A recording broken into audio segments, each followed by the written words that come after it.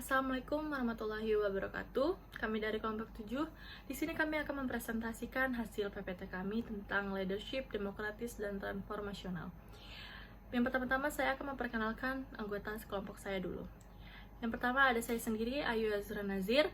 Yang kedua ada Aisyah Ranisa Fitri. Yang ketiga ada Bimo Anjasmika. Yang keempat ada Fazira Audora Haimi. Yang kelima ada Mehdina Paramita. Yang keenam ada Kois Alwan Habib. Yang ketujuh ada Cindy Sevia Putri. Baiklah, langsung aja kita ke topiknya. Yang pertama ada transformational leadership. Kepemimpinan transformasional digambarkan sebagai proses di mana para pemimpin memainkan model peran yang ideal dan mendorong kreativitas, mendirikan motivasi inspirasional, dan terlibat dalam mendukung dan membimbing pengikut untuk mencapai visi dan tujuan bersama organisasi. Faktor-faktor yang mempengaruhi transformational leadership. Menurut DeWaal 2018, ada 8 faktor untuk mencapai transformasi yang sukses, yaitu 1. Pemimpin manajerial harus memverifikasi dan mengkomunikasikan perlunya transformasi pada anggota organisasi lainnya. 2. Pemimpin manajerial harus mengembangkan strategi dan tujuan untuk mengimplementasikan transformasi. 3. Pemimpin manajerial harus membangun dukungan internal untuk transformasi. 4. Dukungan manajemen puncak dan komitmen terhadap transformasi. 5. Pemimpin manajerial harus mendapat dukungan dari pemangku kepentingan. 6. Transformasi membutuhkan sumber daya yang cukup dan penempatan ulang atau pengalihan sumber daya organisasi yang langka menuju kegiatan baru marketing dan teamwork. Sekian, terima kasih. Tujuan transformational leadership yaitu ada 2. Yang pertama, untuk mengubah tujuan dan nilai-nilai dari pengikut. Yang kedua, memotivasi mereka untuk melakukan hal yang di luar harapan dengan menginspirasi kepercayaan mereka. Selanjutnya yaitu adalah indikator transformational leadership. Yang pertama yaitu adalah individualist consideration atau pertimbangan individual, yaitu adalah fokus pada pengembangan bawahan dengan menawarkan dukungan, dorongan, dan pelatihan. Yang kedua, intellectual stimulation atau stimulasi intelektual, merangsang bawahan untuk menantang asumsi dan melihat masalah dari perspektif baru. Yang ketiga ada inspirational motivation atau motivasi inspirasional, yaitu meningkatkan optimisme dan antusiasme untuk memberi semangat pada bawahan.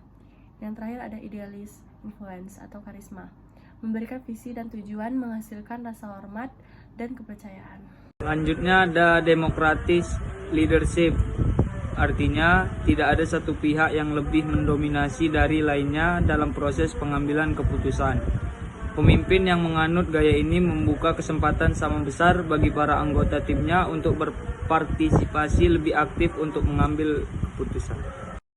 Karakteristik demokratis leadership terbagi menjadi 2. Yang pertama, anggota kelompok didorong untuk berbagi gagasan dan pendapat meskipun pemimpin tetap yang ketok palu atas keputusan akhir.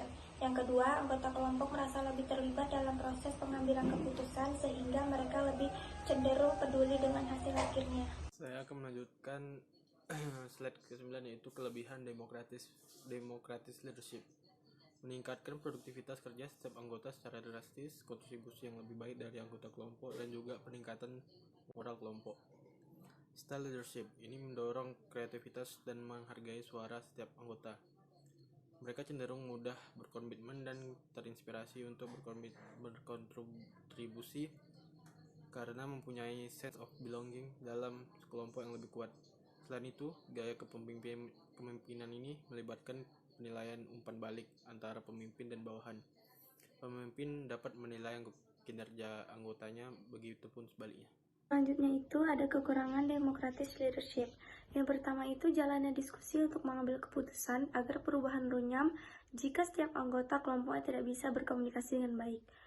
Yang kedua itu ada dalam satu grup dengan banyak suara, banyak mustahil penyampaian ide dan pendapat akan saling tumpah tindih dan gaduh. Yang ketiga itu ada alih-alih produktif. Pemimpin jadinya harus lebih aktif berperan sebagai wasit untuk menengahi setiap pihak agar semua suara tetap terdengar. Yang keempat ada proses pengambilan keputusan juga mungkin terhambat jika setiap anggotanya termasuk pimpinannya tidak memiliki keterampilan problem solving yang baik. Dan yang terakhir itu ada dalam proses Dalam beberapa kasus, anggota kelompok mungkin juga tidak memiliki pengetahuan atau keahlian yang diperlukan untuk memberikan kontribusi berkualitas bagi perusahaan pengambilan keputusan.